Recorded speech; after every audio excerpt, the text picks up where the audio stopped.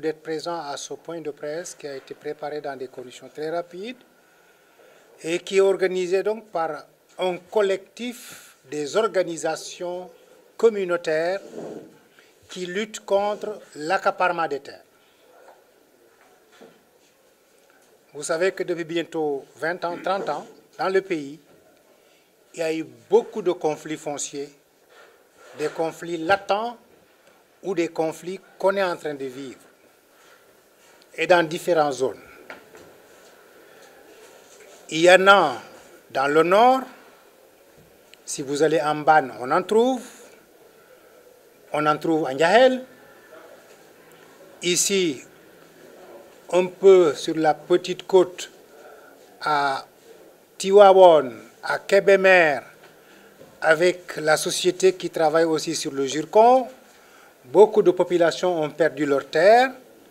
et ont été dédommagées dans des conditions désastreuses. Là où quelqu'un pouvait gagner des dizaines ou des centaines de millions dans l'année, on lui aurait donné que quelques millions, 2-3 millions, pour qu'il perde définitivement ses terres. Il y en a aussi dans le bassin arachidier, dans le bassin à la fois centre et nord, mais aussi dans la région du bassin est, avec des zones comme Tambacounda, Kaffrine, Koungheul, Koupantoum, etc. Vous avez aussi vécu avec nous la question de Ndingler. Ça, tout le monde l'a vécu dans les 3 dernières années ou les 4 dernières années. Et ce problème n'est pas encore résolu. Un peu plus loin de Ndingler, vous allez dans la région de Fatick, particulièrement dans la zone des îles du Saloum. Vous avez entendu parler aussi des conflits des 5000 hectares que des Indiens ont voulu arracher à des populations de la commune de Palmarin, de la commune de Fimela, de la commune de Diofior, Djilas, Loul-Sessène, etc. À tout cela aussi est venu s'ajouter les questions liées au littoral. Vous avez suivi récemment les mesures qui ont été prises par le nouveau gouvernement pour faire bloquer tous les travaux avec tout ce qu'il y avait comme anarchie autour du littoral sénégalais. Un littoral qui aurait dû être accessible à tous les Sénégalais, mais aujourd'hui, une bonne partie de ce littoral est en train d'être privatisée. Et récemment, il y a eu aussi donc à tout cela la question de la gestion des terres autour de la capitale. L'aéroport, l'ancien aéroport, là aussi vous avez suivi. La réplique de la communauté Lébou. Vous aviez suivi aussi avec nous ce qui s'était passé au flanc du phare des Mamelles et qui n'est pas encore terminé. Donc, il y a eu beaucoup de collectifs qui se sont constitués, chacun luttant pour préserver ce qui fait la vie, la terre. Aujourd'hui donc, une bonne partie de ces collectifs est ici, dans la salle. Et c'est eux qui vont vous dire, le représentant, ce qu'il en est réellement dans les zones où ils viennent. Je pouvais évoquer Goda Khalpa ici, l'aéroport de Dias et tout ce qu'il y a aussi autour de cela. Il y a aussi, on signale le cas de Ndeleng à Rufisque Est. Lendeng plutôt à Rufisque Est. Bon, est-ce que si on ajoute à tout cela la question des 94 milliards qui aussi donc était liée à une question foncière entre une famille et des techniciens des impôts, est-ce que tout cela réuni n'est pas en train de nous démontrer qu'en vérité, le Sénégal est assis sur une mine qui pourrait éclater à tout moment et liée à la gestion foncière. Tout le monde sait aussi que dans les temps, l'État a essayé de mettre en place une commission des réformes foncières. qui avait bien travaillé, mais tous les résultats de cette commission aussi, à mon avis, sont encore dans les tiroirs. Donc voilà pourquoi on a voulu, avec le nouveau régime qui vient d'arriver, qu'il soit suffisamment imprégné des risques, des dangers et de tout ce qui pourrait advenir si rien n'est fait sur la question de la gouvernance foncière. Parce que nous sommes de ceux qui pensons que la terre n'est pas à vendre. C'est la terre qui fait la vie et la vie finit en terre. Donc ce qui fait la vie et ce qui finit notre vie, il est quand même inadmissible de voir qu'on essaye de vendre cela en empêchant une bonne partie des populations de pouvoir en bénéficier dans de bonnes conditions.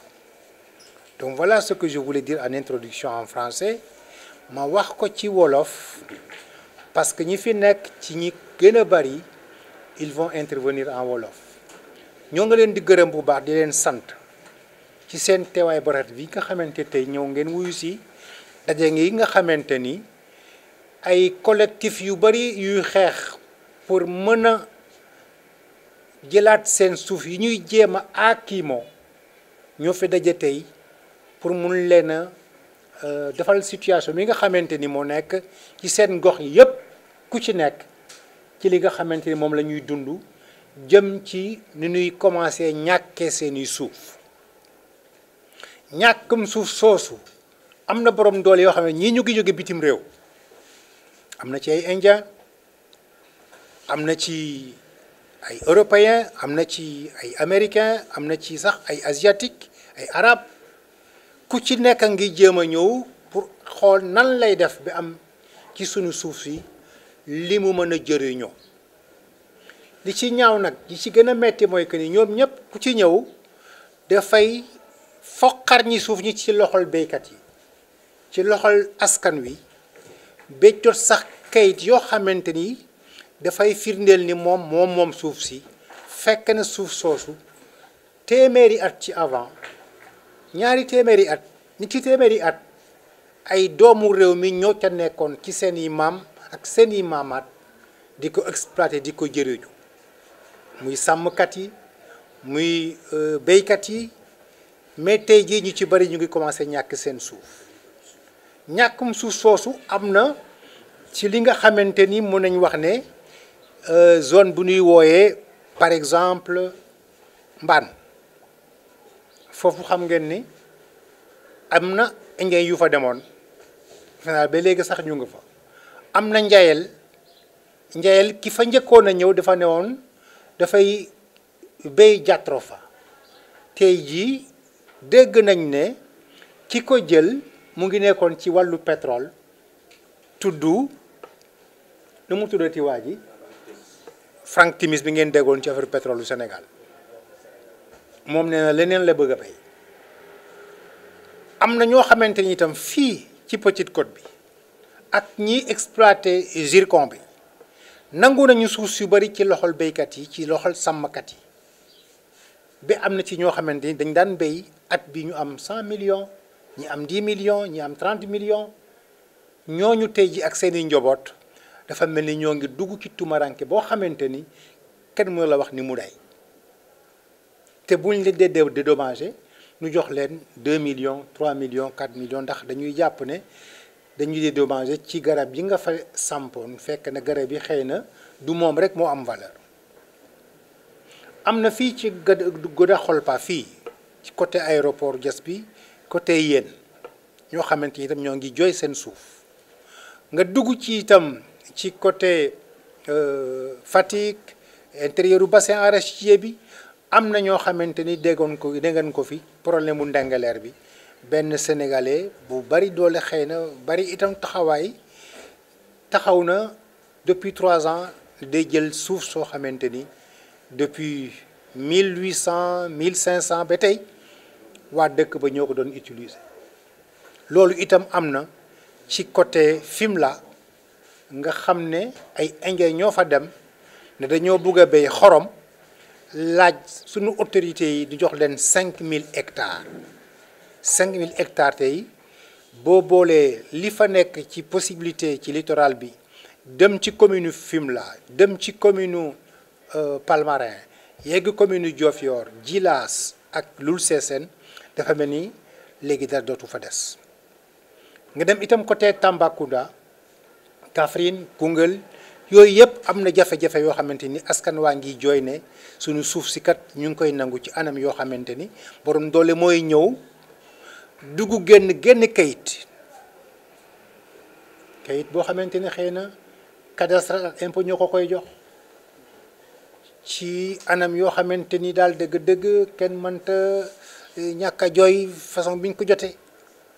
te yooyu itam bu amee kayit bi boo demee tribunal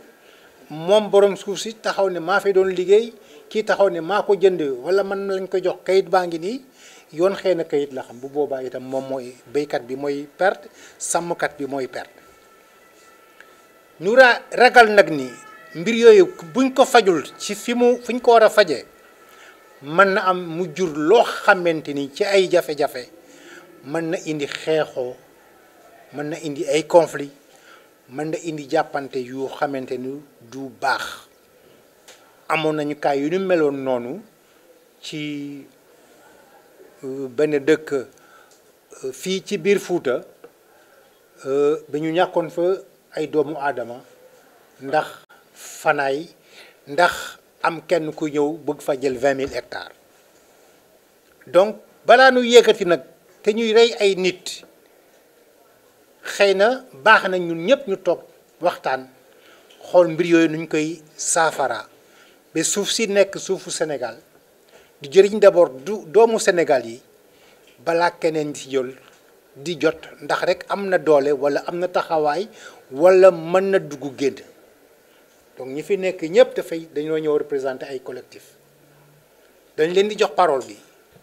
ku ci nekk wax li nga xamante ni moo am ci goxam ak fiñ ci toll ci xeex bi bu ñu defee nag loolu ba pare ñu def benn synthèse parce que dañoo bëgg bu ñu jógee fii tey yooyu collectif yëpp ñu préparer dajale leen am benn collectif national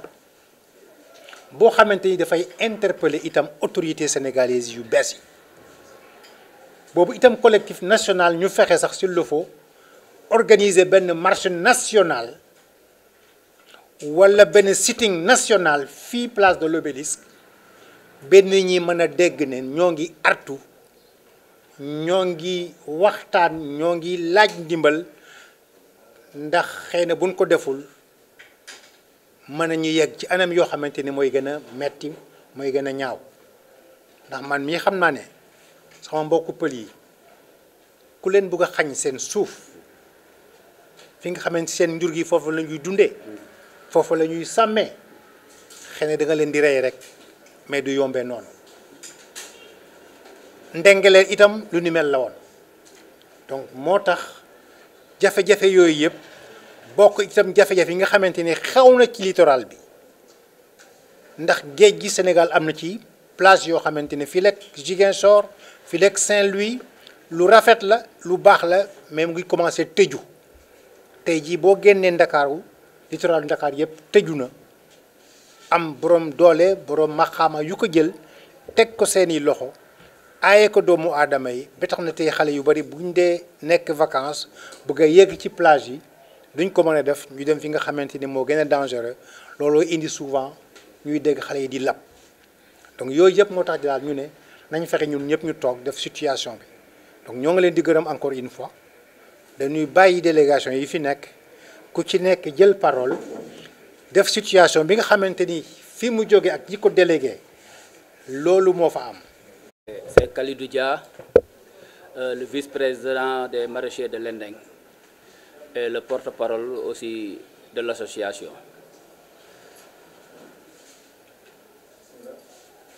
Bon, maa ngi nuyu ñu fekk ñëpp di sant yàlla bu baax bi ñu teewee ci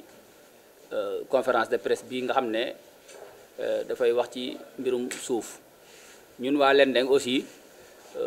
dañuy dund lu mel noonu ci wàllu suuf pour ko xamul Lendeng nag Lendeng dafa nekk benn zone agroécologique bu nekk ci 56,83 hectares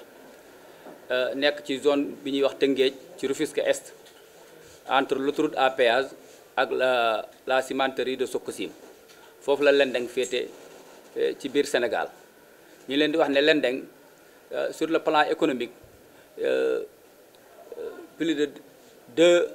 milliards de francs CFA mooy capitalam par année 1 milliard 800 millions donc loolu ñu ngi koy def ci chiffre d'affaires ci li nga xam ne ni moom mooy génn biir Lendeng Lendeng aussi ñëpp a xam nañ ne ci wàllu légumes moom mooy fournir les meilleurs légumes du Sénégal mu nekk une zone agroécologique mais depuis bu yàgg nag ñu ngi jàkkoonte ak problème accaparement des terres parce que Lendeng ëppoon na 200 hectares bon boulimie foncière bi attaqué na ko ba 56,83 hectares moo fa des actuellement nag muy autorités yi ak ñi nga xam ne ñoom la ñuy oowee les bandits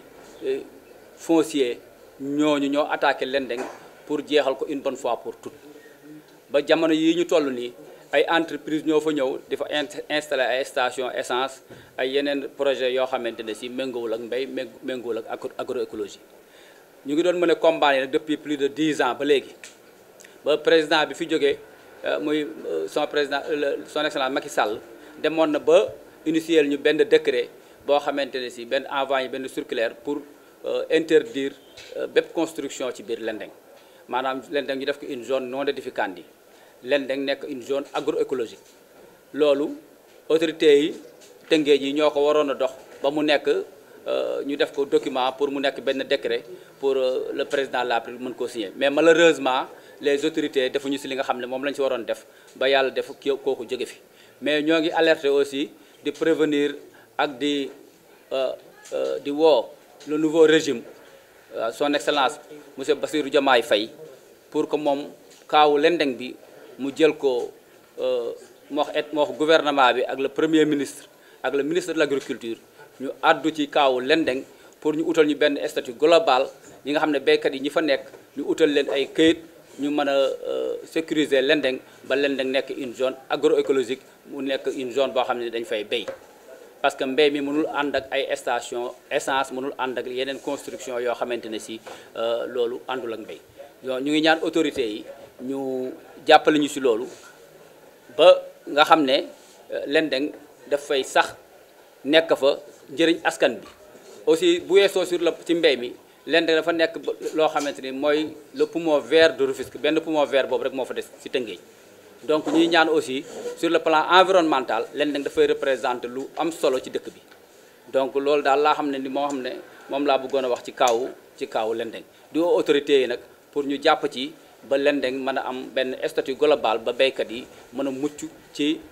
bandi yi nga xam ne ñoom ñoo bëgg a nangu Lendeng asalaamaaleykum wa rahmatullah.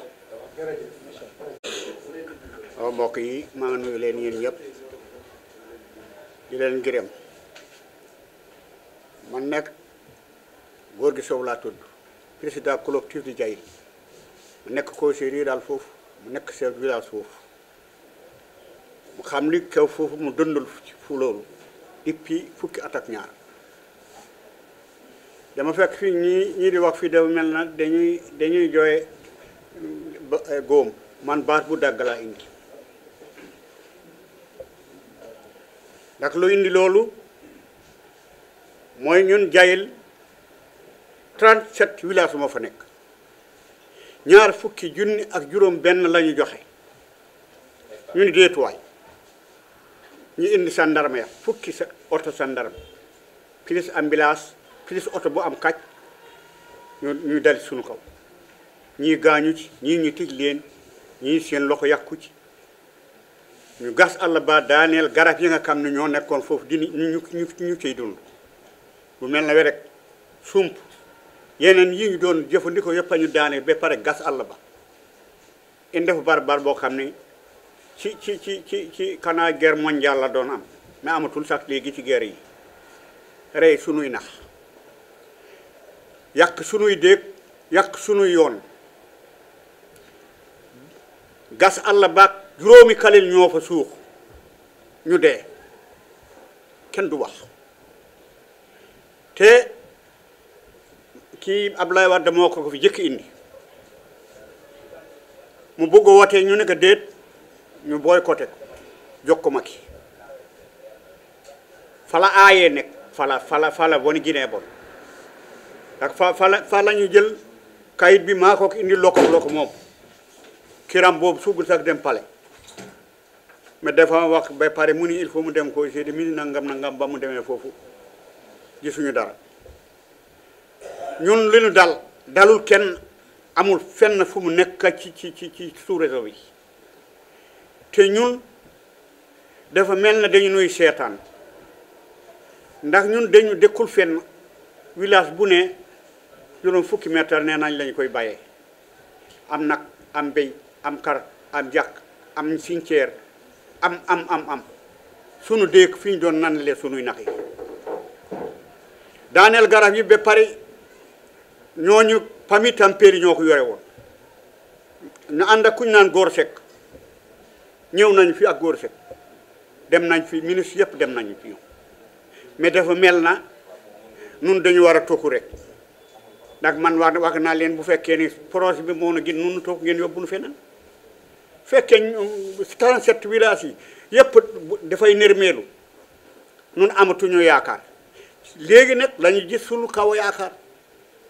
ndax léegi ñoo xam ni lii la ñuy xeex Sonko ak Jomaay ñii am nañu yaakaar ndax lu mel nii la ñuy dindi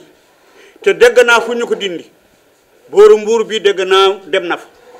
te nun la am lii moo ëpp loolu te nun amul fu ñu demul amul fu ñu jooytuwul sunu doom amatuñu fu ñu dëkk ndax sax nekk sax moomoo ko fi nu nekk tey xam nga fanaan ci digg Sénégal nga nekk Sénégal juróom ñetti téeméeri at foofu la ñu nekk ndax yi sunu foofu la ñu dund ñu dindi sunu ñax ba pare indi seen ñax ñu koy jaay ñoom di yóbbu ñun amuñu ci dara ñun li nu dal li kana ñii door a ñëw lañu am yaakaar mais lii jàll lii boobu dara baakul musiba naarullaay ndax yónnee nu ay oto sandarma rek bu ñu indee saret ñu oto sandarma yi jaar ci kaw bu ñu indee moto ñu jaar ci kaw yàqal nu ànd ak ay sandarma di natt suñuy gannaaw kër ñun ñu nekk pol doo dugga ci ronu lal yi xam nga loolu du nekk jàmm xam pol du ndoyee noonu ñun nekk te si tey ndax moom dafa jikkee nekk fanaay falara yee nit ñi mu ñëw fi juróomi nit la fi rek fale dañu fetlante fii dañu suux ndax dañu gas àll bi yàq yoon bi foo xamoon yoon mu nga fa yàq nañu ko amatuñu dam boo waxee léegi ñu ne waroo nekk waroo def dispensaire waroo am ndox ndax bokkoo fi nu nekk dañuy jooy abadan amul fu nu demul dema ni li nu dal képp ku mu dal nga mel nu mel na ngeen xam ni li nu dal amul ku mu dal fii ñaar fukki junni hectare ak juróom benn nga jël ko ci foo xam ni boo taxawee fee ngay siinu fali nga ni forcé mu nekk fa nun de kamu nu de Diomaye ak Sonko yaakaar nañ leen ndax ñu ngi leen di siiwar ñun ñu ngi leen di siiwar te ñun il faut ñu bëgg ku nu bëgg il faut nu bëgg ku nu jëri boo nu jëri ñun duñu la bëgg non moom suñu bopp yaa ngeen xam ni problème bi nu am ñoo ngi ci duñu teggi duñu teggi ndax am ñoo xam seen loxo dafa ci dagg am ñoo xam di ci leen tëj am na ñoo xam ne seen tànk moo ci gaañu am na yeneen ñi sàndar bi ñoo leen dóor même sàndar bi am na ñu ci gaañu. Du Sénégal depuis la convention de Ndiaw signée entre le BRAC et l'administration coloniale, n'est-ce pas, qui voulait faire en tout cas la vallée du fleuve Sénégal, le grenier du Sénégal. Mais jusqu'à présent, depuis des décennies et des décennies, on n'a pas encore réussi en tout cas de faire la vallée du fleuve Sénégal, le grenier du Sénégal, à cause de l'accaparement à grande échelle des terres de cette zone. Pour l'économie des moyens, nous avons énormément de multinationales et d'agrobusiness dans cette zone qui utilisent à la fois les eaux du lac, mais également qui spolient la terre des communautés. Ne serait-ce que pour la compagnie sucrière sénégalaise, cette multinationale est à 26 000 hectares. selon son ancien directeur, décédé d'ailleurs Froissart, lors de la maladie du Covid, il avait fait état que la compagnie sucrière sénégalaise exploite 10 000 hectares. Donc les 15 000 hectares sont sous son coude au détriment de la population. En plus, nous avons aussi la Séné-India qui est actuellement en train de spolier la terre en collaboration notoire avec les autorités compétentes et les autorités décentralisées de la police judiciaire qui est là-bas au niveau de la vallée, qui lapide les populations pour s'octroyer, pour s'approprier en tout cas de leur terre cultivable et de leur terre arable. La Swame Agri et Rabi Faki actuellement veut s'approprier des 1700 hectares que l'ancien conseil rural avait octroyé à son père vers les années 80 à titre de droit de propriété. Mais actuellement, il se donne les moyens pour prendre cette terre cultivable et de le vendre à Sénéguindian, ce que les communautés ne vont pas accepter. C'est dans la zone de Mban. Mais le symbole de la spoliation des terres actuellement au niveau de la vallée du fleuve Sénégal, c'est les terres, c'est les 26 000 hectares. Et les 26 000 hectares achetés dans une situation nébuleuse, dans une gestion nébuleuse par African Agriculture de Frank Timis.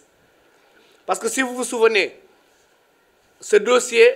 a débuté à Fanaï en 2011. Le président Abdoulaye Wade les avait octroyés 20 000 hectares. Il y a eu 2 morts. Les populations de Fanaï ont dit niet. Le président Macky Sall, entre les 2 tours, le président Abdoulaye Wade les a octroyé les terres au niveau de la zone,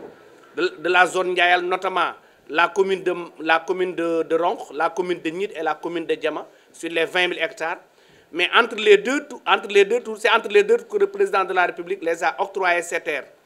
Après l'avènement du président Macky Sall, le président Macky Sall les a réaffectés, ces 20 000 hectares. Vous avez toujours entendu l'entreprise Seine-Huile qui avait,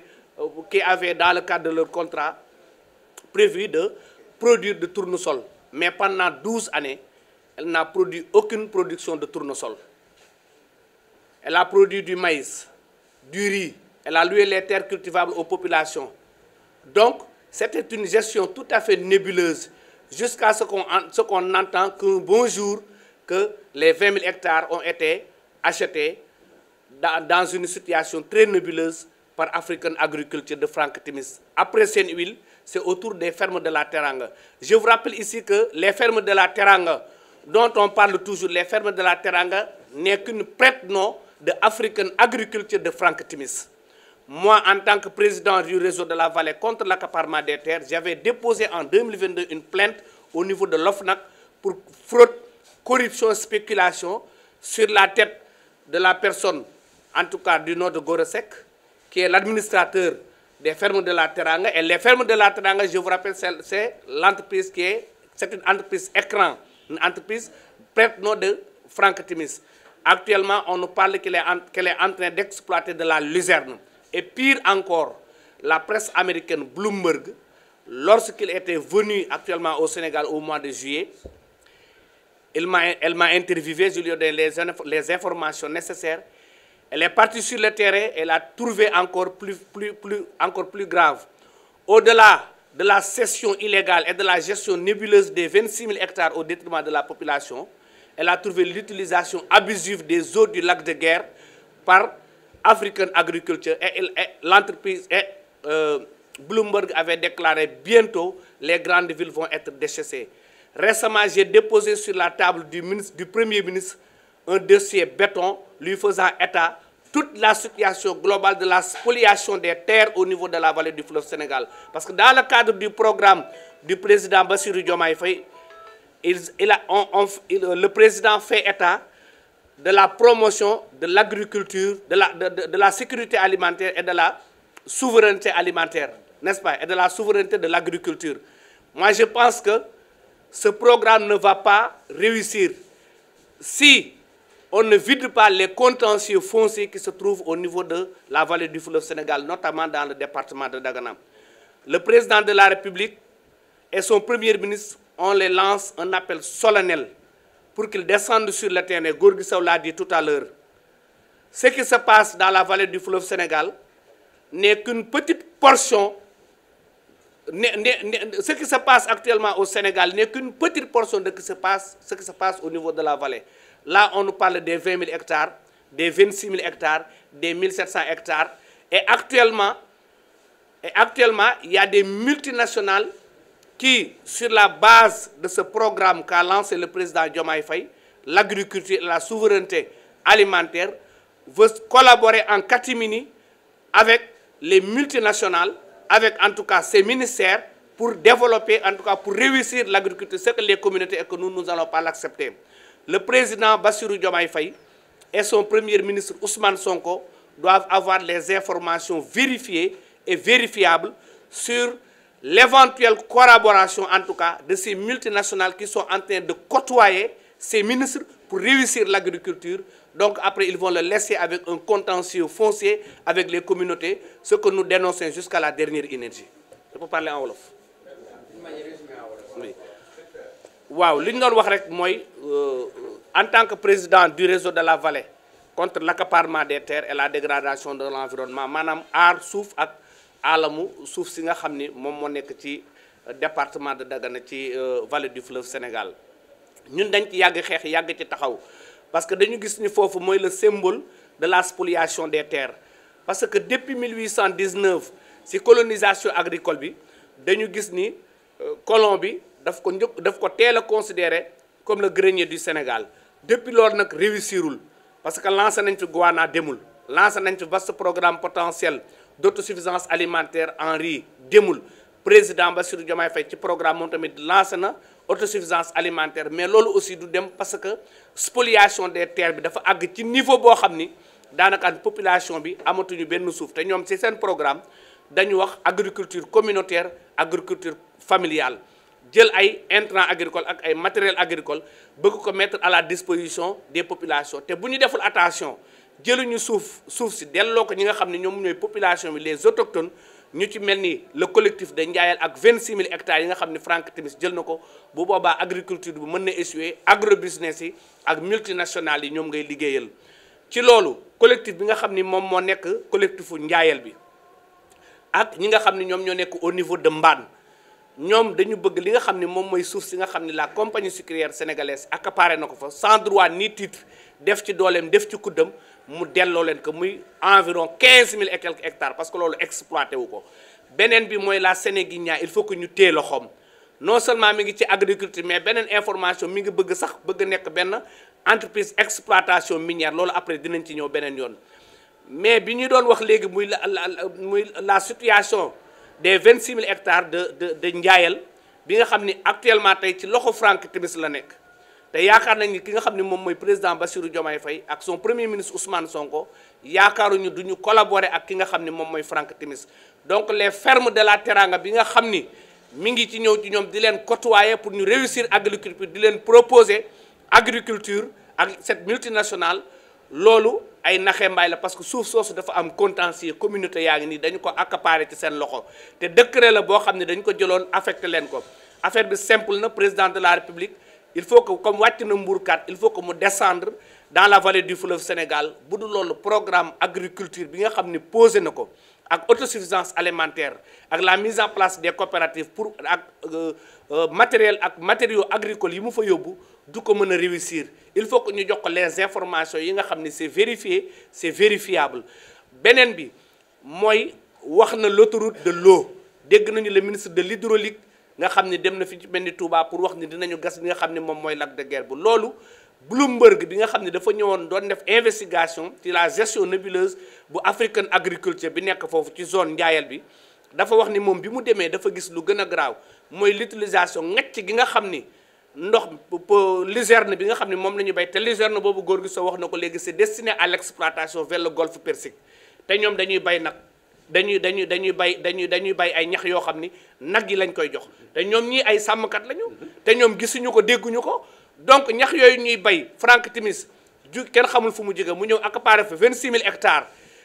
tëj ko jël ndoxu lac de Guiers bi nga xam ne ñu ngi waaj a préparer l'autoroute de l'eau di ko ngacc abusivement Bloomberg moo ko wax ne bientôt les grandes villes vont être asséchées te ñëpp xam nañ ni lac de Guiers moo ñuy approvisionner en eau potable n'est-ce pas dans les grandes villes donc autoroute de l'eau boobu ñuy wax du mën a aboutir li nga xam ni moom mooy agriculture bi également bi nga xam ni lancé nañ ko vaste programme ci président Diomaye Faye boobu ci autosuffisance alimentaire bi loolu mënta antu tant que jëluñu suuf si delloo ko population te man mi dugaloon naa benn plainte au nom du réseau de la vallée ci fi nga xam ne moom mooy OFNAC te ñi ngi xaar li nga xam ni moom mooy le rapport de 2023 ci la war a génn parce que août 2022 lañ ko dugaloon teg ko ci ndodd gi nga xam ni moom mooy Gora Seck les fermes de la Teranga di prête-nom entreprise écran di prête-nom African Agriculture di Frank Timis parce que seen huile la ñu jóge woon ñu jékki-jékki ni jaay nañ ko les fermes de la Teranga ñu jékki-jékki ni jaay nañ ko Frank Timis ñu jékki-jékki ni amatul bayatul luzerne bayatul patate douce bayatul tournesol léegi luzerne lay bay te dafay destiné à l'exportation